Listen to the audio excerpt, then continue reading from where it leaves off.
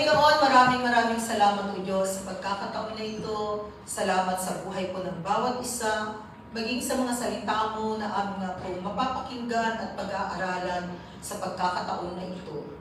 Dalangin ko, O God, patuloy na buksan mo ang espiritual na pag-unawa ng iyong mga anak.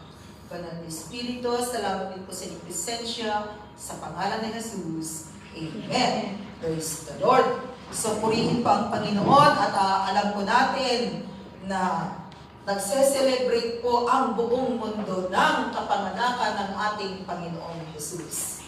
Although marami sa kanila yung hindi alam kung ano nga ba yung meaning ng kapanganakan ng ating Panginoong Jesus. But praise the Lord, because for us na naniniwala at nanampalataya sa Kanya, alam po natin na napakahalaga po ng pagkakaroon ng Kristo sa buhay natin. So this afternoon, our topic, it is about Jesus Christ brings light in this world. Tunay po, mga kapatid, na ang Panginoong Jesus, siya po ay dumating sa mundong ito para magbigay ng liwanag. Liwanag sa mundo. Dahil kung titingnan po natin, ang mundong ating ginagalawan right now is full of darkness. Punong-puno po, sabi dito is full of darkness, madilim ang mundo, but there is hope. Ito po yung napakaganda, merong pag-asa. At alam po natin na it's been more than 2,000 years ago ang nakakalipas mula nung isinilang ang anak ng Diyos, na siya po ang nagbigay ng liwanag sa mundong ito. Siya yung ating tagapagligtas, no? Siya yung ating morning star, that will shine in the heart of man. Kaya napakahalaga po na ikaw at ako ay mananatili sa pagkakaroon po natin ng Kristo sa ating buhay. And our text this afternoon in Isaiah chapter 9, verses 2 to 6. Basahin po natin ang verse 2. Sabi po dyan sa Isaiah chapter 9, verse 2. The people walking in darkness have seen a great light. On those living in the land of the shadow of death, a light has dawned. So dito po sa book of Isaiah, sinasabi po rito na ang mga tao, sila po ay lumalakad sa kadiliman. Pero ang kagandahan, sabi diyan, nakita po nila ang napakalaking liwanag. Na tunay nga po na ang liwanag na ito ang kailangan sa mundo. So, those in darkness will see a great light. Katulad din po natin. Hindi man po natin talagang nakita na yung mundo natin ay madilim. No? Dahil of course, pag may araw, maliwanag, pero spiritually pala, we are in the kingdom of darkness. But praise the Lord dahil nagkaroon po tayo ng pag-asa. So those in darkness will see a great light. At isa po tayo doon na nabigyan ng pagkakataon na nakita po natin ang liwanag. Sabi po doon sa Matthew 4 verses 14 to 16, tingnan ulit natin. Sabi dyan. And Matthew chapter 4 verses 14 to 16. To fulfill what was said through the prophet Isaiah, or even in the book of in the New Testament, mababasa po natin dito yung binasa natin kanina in Isaiah chapter 9 verse 2 na ang sabi po dyan in verse 5 and 15 to 16. Land of Zebulun and land of Naphtali, the way to the sea along the Jordan, Galilee of the Gentiles. Verse 16. The people living in darkness have seen a great light. Ito yung Isaiah chapter 9 verse 2 kanina. On those living in the land of the shadow of death, a light has dawned. So praise the Lord. Natunay po ang salita ng Panginoon. At alam po natin na nung ito ay isinulat ni Prophet Isaiah. Diba? Kasi Isaiah yung ating libro kanina. And Isaiah is one of the great major prophets. Si Isaiah. So isinulat niya ito. At dito makikita natin in the New Testament na ito rin po ang isinulat in Matthew chapter 4 verse 16. Kapareho lamang po ng Isaiah chapter 9 verse 2. Na it accomplished na tunay dumating sa mundo, ang nagbibigay ng liwanag sa mundong ito. John chapter 8 verse 12, sabi po roon, when Jesus spoke again to the people, He said, ito na po, mismo ng ating Panginoong Jesus, sabi niya, I am the light of the world. Ako ang ilaw sa mundong ito. Whoever follows me will never walk in darkness, but will have the light of life. Napakaganda po mga kapatid. Dahil ang sino man na sumusunod sa ating Panginoong Jesus, sabi diyan, ay hindi na siya lalakad sa kadiliman, kundi magkakaroon na po ng liwanag ang kanyang buhay. Kaya kung dati po yung mundo natin, yung buhay natin ay madilim, yung mundo po natin, minsan hindi natin alam kung saan tayo patutungo. Kahapon, ganun ang buhay natin, but praise the Lord. Dahil ngayon, isinama na po natin ang Panginoong Hesus sa buhay natin at alam natin na magkakaroon siya ng liwanag at susunod sa Kanya. Dahil sabi niya, whoever follows me, kaya napakaganda po pag ikaw at ako ay sumusunod sa ating Panginoong Hesus. Dahil kung tayo po ay susunod sa Kanya, ni kailanman sabi diyan, we will never walk in darkness. Ang nilalakaran na po natin ay hindi madilim. Ang nilalakaran na po natin ay mayroong patutunguhan. At alam na po natin kung ang buhay natin ay naayon sa kalooban ng Panginoon o hindi. Nagkakaroon ika nga ng direction. Dahil tama yung dinadaanan na natin. At ito ay ang daan na patungo po sa ating Diyos na pinaglilingkuran. So ito po yung kagandahan mga kapatid. Kaya hindi po tayo nalulugi sa ating paglilingkod sa Panginoon, kundi napakaraming benefits na ibibigay ng Panginoon kung ang buhay natin ay patuloy na alay sa Kanya, kung ang partner ng buhay natin, kapartner natin siya sa lahat ng aspetos ng ating buhay. Kaya huwag po sana natin iiwanan ang Panginoon. Dahil ang Diyos ni kailanman ay hindi Kanya iiwanan, kapatid. Lagi po natin itong tatandaan. Ni kailanman po ay hindi tayo iiwanan ng Panginoon. Patuloy po niya tayong sasamahan. Kaya ito po yung kagandahan ng mayroong Kristo sa ating buhay. At sabi nga natin tayo mga Kristiyano, everyday is Christmas. Dahil alam natin na ang Panginoon ay kumikilos every day in our life, hindi lamang po na nararamdaman natin ang Kanyang presensya pag dumarating ang Christmas. Ang tao sa mundo ito hindi nila maintindihan, nauunawaan ang lubusang ibig sabihin ng Christmas na tinatawag. Kaya nga may mga tao, sinasabi nila na, naku, itong Christmas kong 2025, magiging Blue Christmas. Kung saan ba nila kinuha yung word na Blue Christmas daw. No? Na yung Christmas nila ay hindi masaya. No? Ganun po ang taong hindi alam kung ano nga ba ang ibig sabihin ng tunay na Kapaskuhan. Dahil sa ating mga mananampalataya, every day is Christmas. No? Because Christmas means having Christ in our life. No?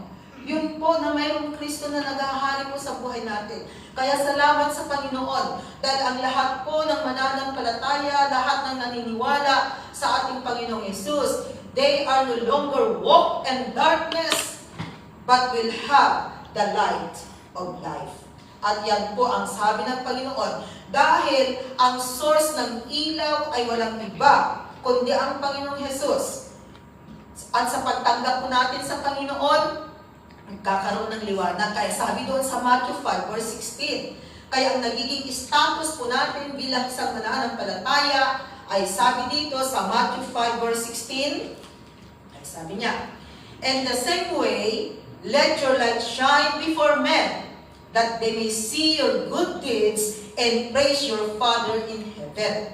Kaya ang bawat isa po sa atin ay nagiging ilaw sa mundong ito na kinakailangang magningning. Katulad ng bituin, mga kapatid, na pag tumitingin ang Panginoon sa mundo, no, sabi na natin na siya, itaas siya, pagtingala niya sa mundo sa ibaba, ang lahat ng nananalig sa kanya, lahat ng kanyang mga anak niya ay may liwanag. Parang bituin ba na kumikislap-kislap. So ang gandang tingnan, isn't it? Kasi tingnan po ninyo, pag sa gabi, maraming bituin sa langit. No? Nagniningning ang mga bituin sa langit. Pag tingala po natin sa itaas, makikita mo yung mga bituin, napakagandang tingnan, isn't it? No? Lalo na pag yung merong malakas yung liwanag ba, ay ang gandang tingnan. So, ganun din po ang Panginoon. Na kung nakikita po niya na nagliliwanag ang kanyang mga anak, of course po, matutuwa ang Diyos, manulugod ang Panginoon. Kaya sabi diyan, ang bawat isa sa atin, let your light shine before men, maging ilaw po tayo sa ating kapwa, sa ating mga family. Dapat nakikita na po nila, especially pag dito lang tayo sa Hong Kong naniwala sa Panginoon. Dito po tayo naging born again because some of us, marami po sa atin dito, kinakailangang sumakay muna ng eroplano, di ba? Ang mahal-mahal kaya ng pagiging born again natin. Para lamang tayo makapakinig ng salita ng Panginoon, kinakailangang sumakay ka ng eroplano, magbayad ka ng placement fee mo, at hindi lamang yan, kinakailangang pagtiisan kung anong klaseng amo ang meron tayo. Pero ang kagandahan, in spite of that, nakakilala tayo sa Panginoon. So ito po yung napakalaking regalo, kaloob ng Diyos sa bawat isa sa atin na sa pagiging pagtatrabaho po natin dito is that nakilala natin ang Panginoon. So praise God. So sana po may pagbabago. Pag umuwi po tayo sa mga family natin, no, wag nating itago na tayo ay naging Kristiyano na. Wag nating itago na may Kristo na naghahari sa buhay natin. Dapat maging ilaw po tayo. Kung dati-rati, no, pag umuwi ka, no, para kang senyora, senyorita, na utos dito, utos doon, pero ngayon, nako. Kasi minsan kasi, ang sasabihin, ako, doon nga katulong ako, kaya nga ako magbabakasyon para makapagpahinga. No? Pero alam po ninyo mga kapatid, kinakailangan maging ilaw tayo, maging sa ating mga family, malaman nila na may Kristo na naghahari sa buhay, nakikita nila ang pagbabago, maging mga ugali natin. Kung dati kuripot tayo, naku, hindi na nagiging kuripot, mapagbigay na, no? May concern na. So may pagbabago po, at yan ang nais ng Panginoon na ipakita po natin na tayo ay ilaw sa mundong ito upang sa ganon, sabi dyan, that they may see your good deeds and praise your Father in heaven. No? Para makita ng mundo na tunay na may Kristo na naghahari sa atin. Kaya sana po ang tingin ng tao sa atin pag nakita tayo, talagang nararamdaman nila, nakikita nila yung ilaw. Pag ilaw, no, at nagliliwanag, of course, ang mangyayari po ay maliliwanagan din yung mga taong nakapaligid sa atin. Kung nasa kadiliman sila, makakamtan din nila ang liwanag through us. At sabi diyan, malulugod ang Diyos sa ating buhay. At alam natin na kung nakuha po natin ang loob ng Diyos, no, malulugod ang Diyos sa buhay natin. And madali lang po na ibuhos ni Lord ang pagpapala. No, andyan yung blessing. Andyan yung favor na ibibigay ni Lord. Kaya mga kapatid, isa rin ito para tayo pumakamtan natin yung blessing na galing sa Panginoon. Talagang ipakita po natin na may Kristo sa buhay. Go back to our text. In Isaiah chapter 9, let's go to verses 3 and 5. Sabi po dyan sa verses 3 and 5 in Isaiah chapter 9 sa ating text, you have enlarged the nation and increased their joy. They rejoice before you as people rejoice at the harvest, as men rejoice when dividing the plunder. Verse 4.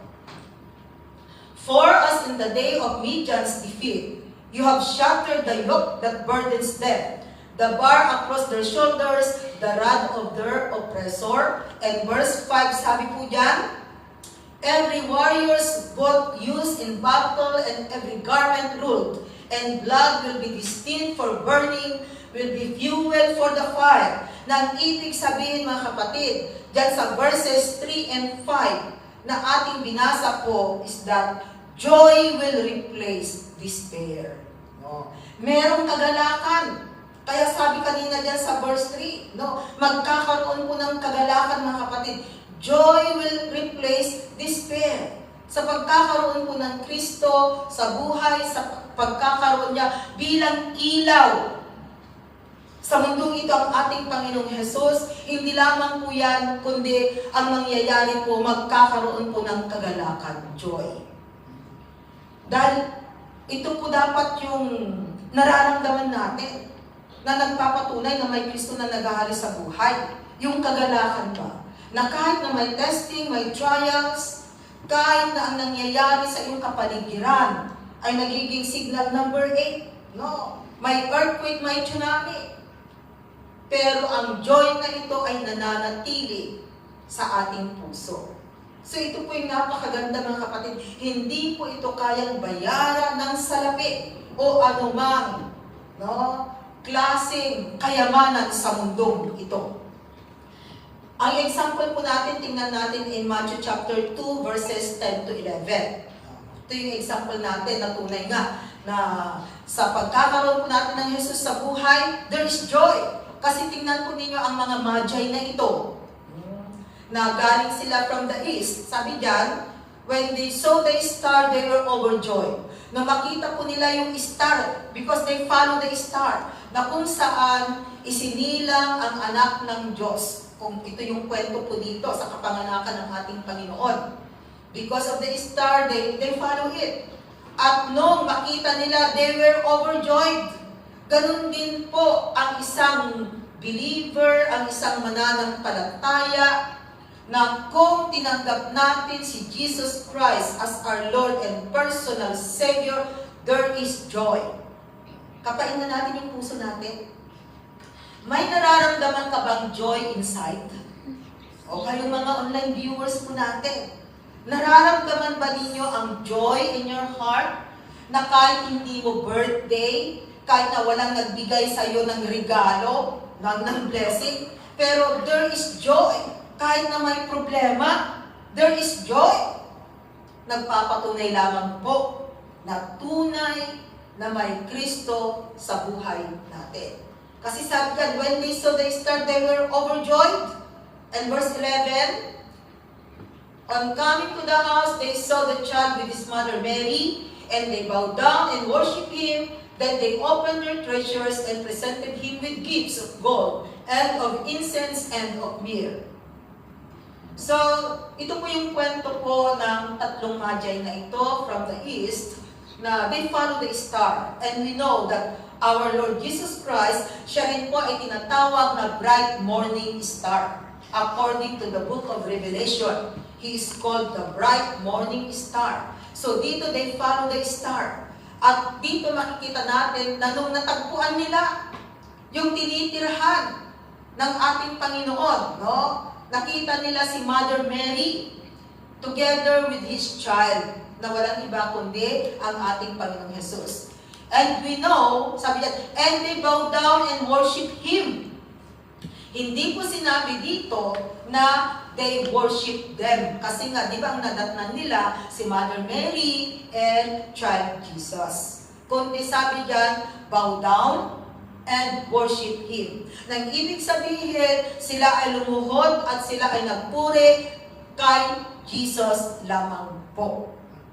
Because Mother Mary, she is a woman, a man, just like you and me. Tao lamang po siya. Na ang tao ay hindi po dapat sambahin.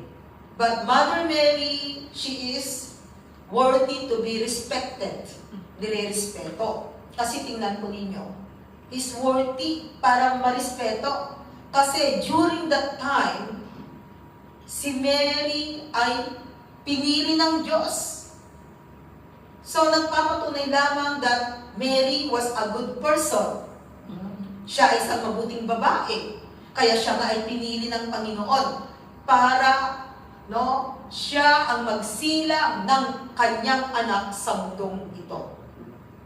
So alam natin na isinilang ang ating Panginoong Yesus sa pamamagitan ng banal na Espiritu, the Spirit of God. Maaaring si Mary during that time ay virgin. Kasi nga walang asawa during that time, no? Hindi pa sila kasal ni Joseph, pero siya na ay buntis during that time. Nung una, parang ayaw ni Joseph na pakasalan kasi nga ganon, gusto niyang iwanan. Pero nangusap po ang Panginoon. So sa madaling salita, no, nag-asawa sila pero during that time, nabuntis po si Mother Mary hanggang sa ipanganak niya, si Jesus.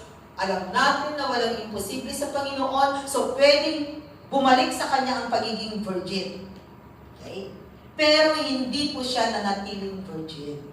Because after that, sila po ay nagkaroon pa ng maraming anak with Joseph.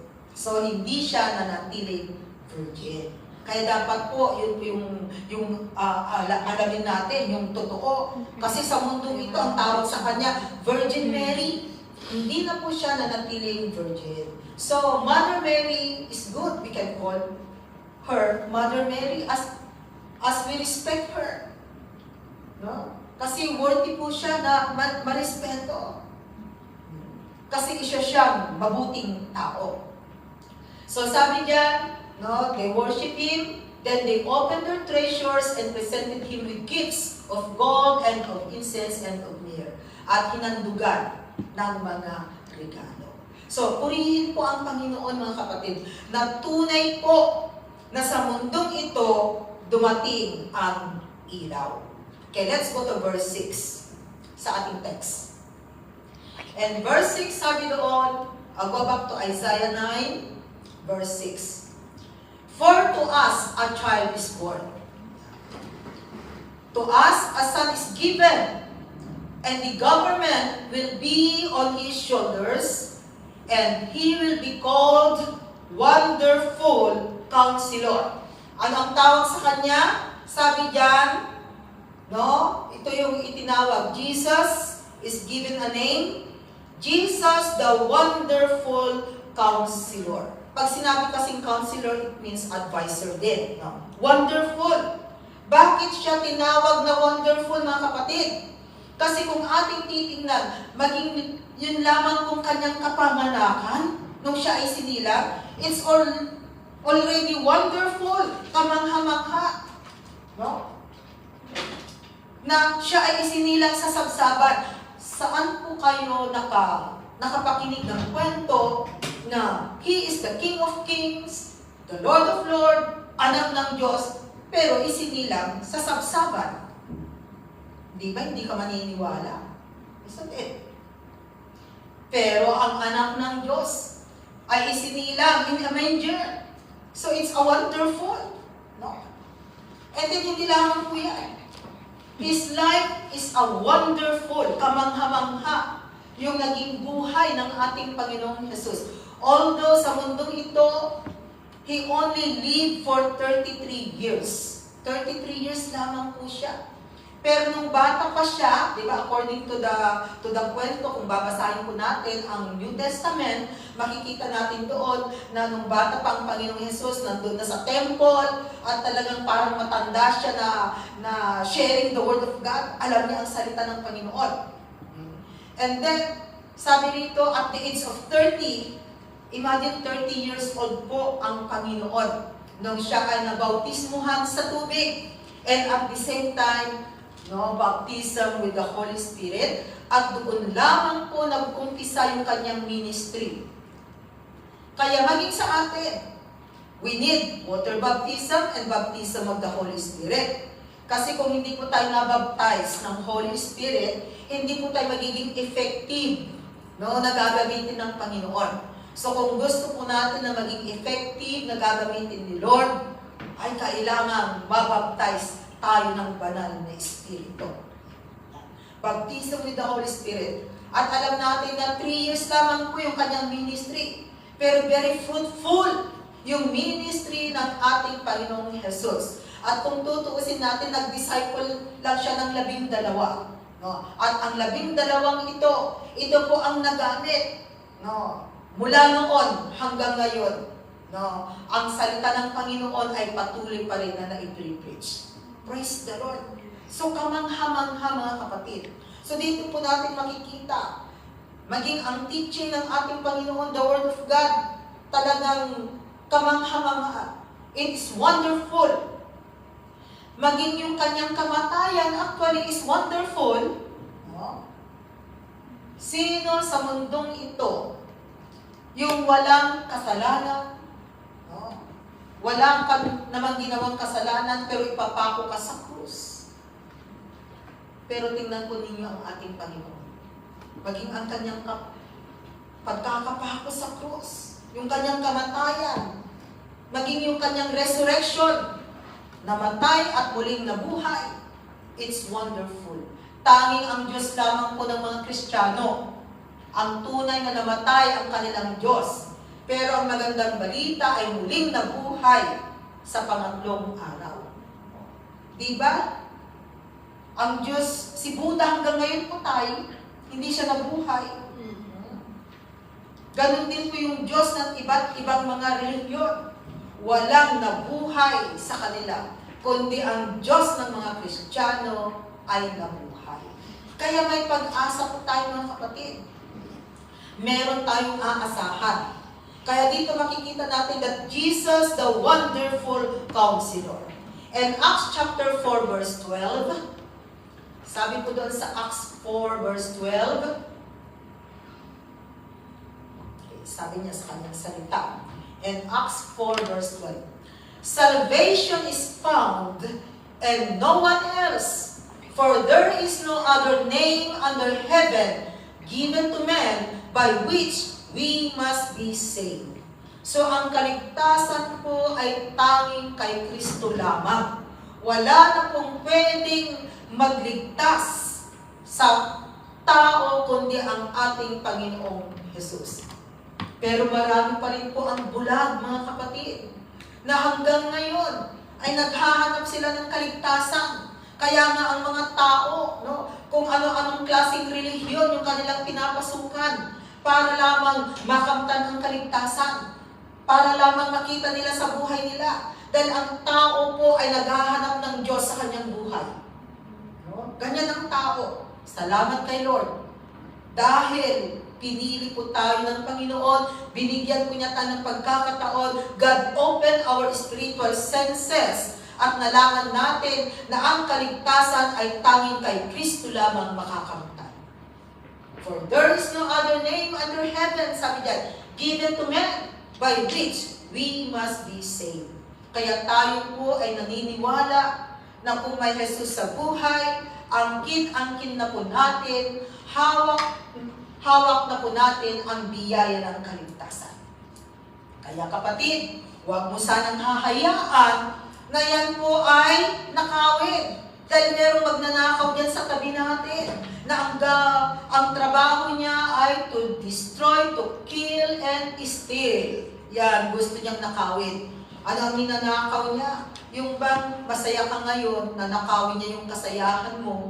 O, di ba? Kasi kung dumarating si problema, minsan nandun na tayo ay nasasaktan, umiiyak, di ba? Pero sabi nga natin kanina, yung joy panatilihin natin. No? Ang joy na galing sa Panginoon. Acts chapter 3 verse 6. Sabi niyo ulit yan. Then Peter said, silver or gold I do not have, but what I have I give you. In the name of Jesus Christ of Nazareth, walk. So ito po ang sinabi ni Peter dito sa isang lane. No? Kasi ang alam ng lumpong ito, magbibigay ng abuloy si Pedro. Pero sabi ni Pedro, silver or gold I do not have. But what I have, I give you. So ganun din po sana tayo. Ano ba yung meron sa atin? Meron tayong Kristo na naghahari sa buhay natin. So ang Kristo na naghahari sa buhay natin, kapatid, ay kinakailangan din i-share natin, ipaalam natin, para hindi lamang po tayo ang makatanggap ng salvation, ng kaligtasan, but even those people na kakilala natin, mga taong nakakasalamuhan natin, mga taong mahal natin. No? Kasi kung titingnan natin, no, alam na natin kung saan tayo patutungo pagdating ng takdang panahon. How about our family? How about our loved ones? How about our relatives? Those people near us. So sana po magkaroon po tayo ng burden para din sa kanilang kaligtasan. Kaya nga sa isang mananampalataya, hindi po natin itinatawag ating pagka-Kristiyano. Sabi nga natin, ipinapakita natin sa mundong ito na tayo po ay disipulo ng Panginoon, na may Kristo na naghahari sa buhay natin. Kaya mga kapatid, yung tinanggap po natin na kaligtasan na ibinigay ng Panginoon, yung tinanggap nating kagalakan, yung tinanggap nating kapayapaan, no, nandun din po sana, i-share natin, ibigay din po natin, ihayag natin sa mga taong nakakasalamuhan natin. Dahil yan po ang nais ng Panginoon. Let's go back to verse 6 in Isaiah. Kasi sabi doon kanina, Jesus, the wonderful counselor, hindi lamang yan, sabi, mighty God. So Jesus is the mighty God. Pag sinabing mighty God, huwag nating sabi na mighty lang siya, maliit na Diyos. Kasi may mga sekta na nagsasabi, maliit na Diyos. Hindi po maliit na Diyos ang Panginoong Jesus. We believe that He is God. Without Him, without the Son of God, Godhead is incomplete. So, alam po natin na siya po ay Diyos na makapangyarihan. Matthew 28, verse 18. Sabi po doon sa Matthew 28, verse 18, Then Jesus came to them and said, All authority in heaven and on earth has been given to me. Kaya, pagbabasahin po ninyo yung book of Genesis in the beginning, sabi doon, God created everything through Him para sa ating Panginoong Jesus. Kaya sabi niya ng ating Panginoong Jesus, siya mismo po ang nagsasabi nito. Then Jesus came to them and said, All authority, lahat ng kapangyarihan, mula sa langit hanggang sa lupa, ay ibinigay sa akin. Praise the Lord. No? Kaya dito makikita po natin that He is a mighty God. Revelation 1:8. Sabi doon sa Revelation 1:8, I am the Alpha and the Omega, says the Lord God, who is and who was and who is to come, the Almighty. Praise the Lord. Alpha means beginning. Omega means ending. Kaya siya ang simula at siya rin po ang katapusan, ending. Katulad ba ng katanungan na, saan ba galing ang itlog? Sa manok. Saan galing ang manok? Sa itlog. Diba? Ayan, kahit na balik-baliktarin mo yan, sige, ganun din, ang sagot. Saan galing ang itlog? Sa manok. Saan galing ang manok? Sa itlog. Diba? Walang katapusan. So, ang ating Panginoon sabi niya, I am the Alpha and I am the Omega. Sa simula, nandun na ang Diyos. Maaaring may mga bagay-bagay tayong katanungan na gusto nating alamin. Pero alam po ninyo, sabi ng Panginoon, ipinapaalam lamang sa mga tao yung talagang para sa atin, inihahayag ng Panginoon.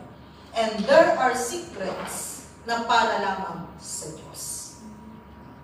I think, isingit na natin kung makikita natin in Deuteronomy 27. I'm not sure. Pakitingnan nga, Deuteronomy 27 verse, kung nandun yun. Yung mga bagay-bagay na ihahayag lamang ng Panginoon, yung mga bagay-bagay na para sa atin. 27. Kung hindi ko man mahanap, homework ko sa inyo. Or 30 verse 27.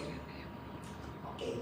Punta muna tayo dyan sa Revelation 1:8. Yan yung binasa natin kanina. Nasabi ni Lord, I am the Alpha and the Omega. Philippians 2 verses 10 to 11. Let's go first to Philippians 2 verses 10 to 11. Okay, sabi dyan. That at the name of Jesus, every knee should bow in heaven and on earth and under the earth. So lahat po ay kinakailangan lumuhod sa Panginoon. Kung ito po ang salita ng Panginoon. So ang mga tao na hindi marunong lumuhod sa Diyos, darating ang time. Dahil sabi yan, every knee should bow, wala silang magagawa, kundi sila ay luluhod sa Diyos, sa ating Panginoong Jesus. Verse 11. And every tongue confess that Jesus Christ is Lord to the glory of God the Father. Talaga makikita natin na makapangyarihan siya, walang iba, kundi siya lamang po mga kapatid, na tunay na siya ang kaligtasan sa mundong ito. So, He is a mighty God. Okay. Ano pa ang sabi doon sa Isaiah chapter 9 verse 6? Yan. He is the everlasting Father. Pag sinabi pong everlasting Father, hindi po siya yung Diyos Ama. Of course, sabi natin, we believe in one God, God the Father, God the Son, Jesus Christ, and God the Holy Spirit. Pero itong verse na ito, tinawag si Jesus that He is the everlasting Father. Bakit po siya tinawag na everlasting Father in this verse? Kasi ang ating Panginoong Jesus, makikita sa Kanya ang fatherly character. Okay? Pero hindi po siya ang Diyos Ama. Siya ang Diyos Anak. But in this verse, He is everlasting Father. A perfect Father figured beyond human limitations. Yan yung ibig sabihin. Katulad din, for example, in our church, ang founder po natin, ang mahal nating Bishop Moses Chungalaw, we call him our spiritual father, isn't it? Pero hindi naman siya yung father natin, we have our own father. Pero tinatawag natin siyang father. Nakukuha ba natin kung bakit sa verse na ito, Jesus Christ is called the everlasting Father. Tinawag siyang everlasting Father, a perfect Father figure, beyond human limitation. His divine eternal nature and His rule as a timeless, compassionate provider, protector. Di ba? Yun din yung ginagawa ng Father, provider, protector. Not that He is the same person as God's the Father, but that He embodies fatherly attributes perfectly and eternally, giving everlasting life. Yun yung ibig sabihin po ng verse na ito. So, makikita natin dito na ang ating Panginoong Jesus ay tinatawag na everlasting Father. At hindi lamang yan. Sabi doon, He is the Prince of Peace.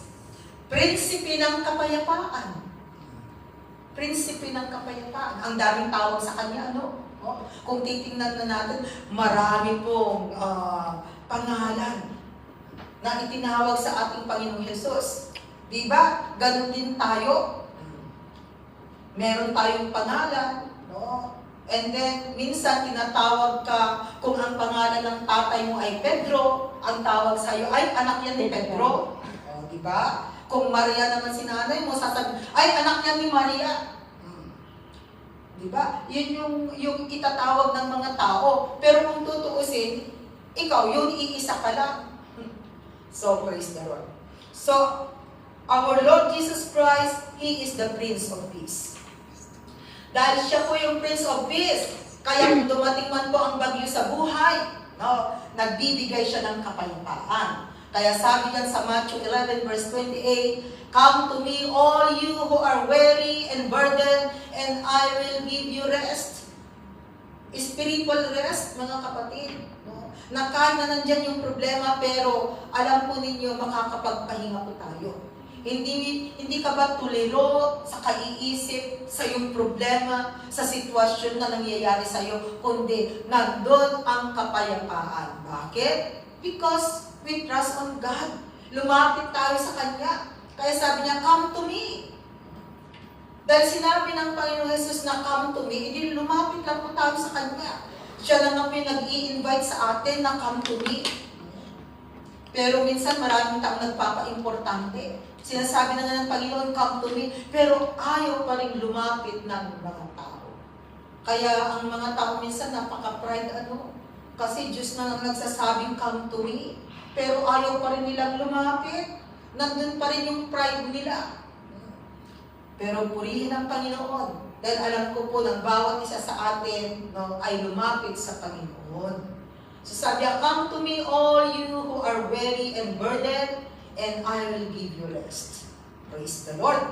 And John 14 verse 27, sabi niya ulit dyan, peace I leave with you. My peace I give you. I do not give to you as the world gives. Do not let your hearts be troubled and do not be afraid. Sabi ng Panginoon. Ito po ang salita ng Diyos, His declaration, bago siya ay umakyat sa langit. At ang kwentong ito, of course, sabi nga natin, more than 2,000 years ago na ang nakakalipas. 2,000 years ago na, mga kapatid. Napakahabang panahon. Sabi ng Panginoon nung siya po ay umakyat sa langit, peace I leave with you, iiwanan ko ang kapayapaan. Kaya ang kapayapaan po ay natatanggap ng sino mang tao na nananalig at naniniwala kay Kristo. Nagkakaroon po ng kapayapaan. Dahil ito po ay iniwanan na ng Panginoon. Peace I leave with you, my peace I give you. Specific po na sinasabi ni Lord na ibinibigay ko sa iyo ang aking kapayapaan. No? Kapatid, tatanggapin mo ba ang kapayapaan na ito o hindi? So, ibig sabihin pala, tayong mga tao, no? Kung tatanggapin natin o hindi, kasi nandyan na siya, na iniwanan na ng Panginoon, ibinibigay na niya sa bawat isa, kundi ang gagawin na lamang po ay tanggapin ang init para magkaroon ng kapayapaan. At sabi ni Lord, I do not give to you as the world gives. Hindi ito pwedeng ibigay ng mundo. At sabi niya dyan, sa last sentence niya, do not let your hearts be troubled and do not be afraid. Kumustahin na natin ang puso ng bawat isa. Sabi mo dyan sa katabi mo, kumusta na ang puso mo, sister? Yung mga kasama naman natin through online, no? Sabihan natin yung sarili natin, o sarili, kumusta na? Puso, okay ka lang na yan? No? Kasi, alam po ninyo, kinakailangan yung puso po natin, sabi dyan, do not let your hearts be troubled. Magkaroon po sana ng kapayapaan, maging yung mga puso natin. Hindi lamang po yung isip, yung kinakailangan maging payapa, even our heart. Magiging payapa, magiging peaceful yung ating puso. So sabi, do not let your hearts be troubled, and do not be afraid. At huwag tayong matakot. Dahil wala po tayong dapat katakutan sa mundo ito, mga kapatid. Dahil kung merong Diyos na naghahari sa buhay natin, we know and we know that everything hangs on God. We know and we know that everything is under the control of God. Kontrolado ng Panginoon ang lahat ng sitwasyon at lahat din po ng pangyayari sa buhay ng bawat isa sa atin. Kaya kung naniniwala tayo na everything is under the control of God, so bakit tayo mababahala? Bakit tayo mag-worry? Kundi ang gawin natin, just enjoy our life na kasama si Kristo. Yun po yung dapat natin gawin. Tingnan nga ninyo in the book of Ecclesiastes, kung babasahin ninyo. Di ba ang sabi doon? Oy tao, magtrabaho ka. And then after that, you enjoy your life. Pero ang nangyayari kasi, ang tao, trabaho ng trabaho. No? Kaya vanity, sabi doon no? Trabaho ng trabaho, ang tao nagpapagod, and then, ang sarili niya, tinitipid niya, hindi man lang niya mapa-enjoy yung kanyang sarili, no?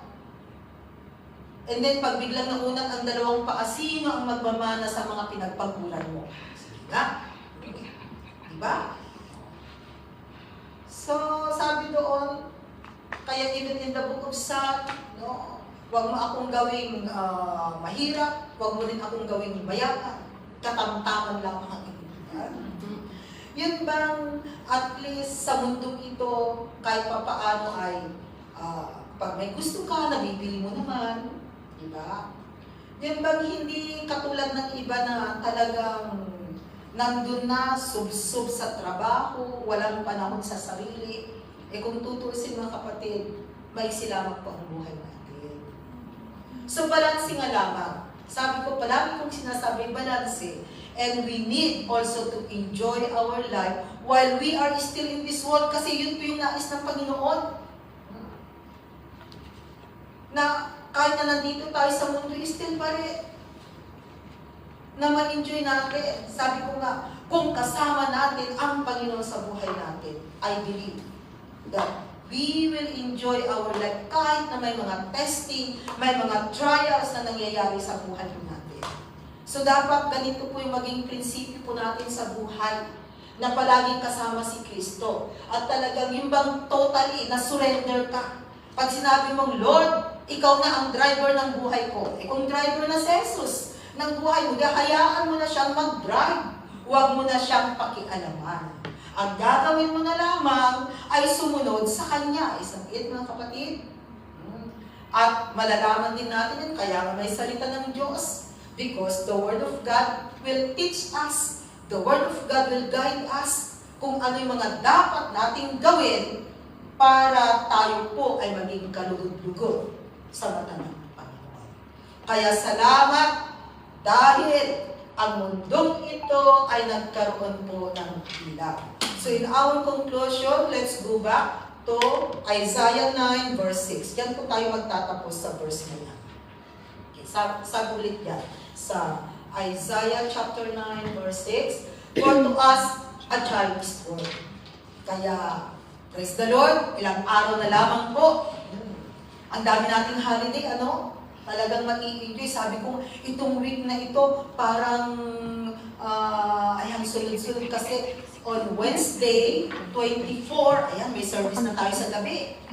25, service sa umaga. Kaya yung mga makakalabas po dyan, sa mga online viewers po natin, inaanyayahan po namin kayo.